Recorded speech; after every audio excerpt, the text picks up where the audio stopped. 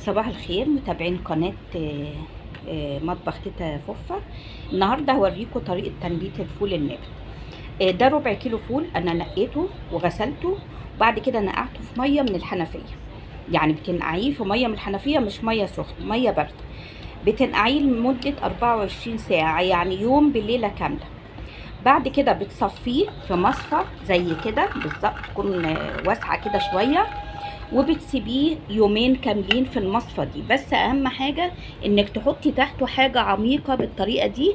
علشان ايه؟ عشان لما المية تنزل اللي انت هتنسمي الفول بيها، لما المية تنزل من هنا ما تلمس الفول فالفول يعفن. بس كده، وهتسيبيه لمدة يومين، وكل شوية كده تعدي عليه تبصي عليه وترشي عليه رشة مية بسيطة خالص. بعد كده بعد يومين هتلاقي الفول زرع بالطريقة دي كده. هيبقى الفول بالشكل ده كده كله مزرع.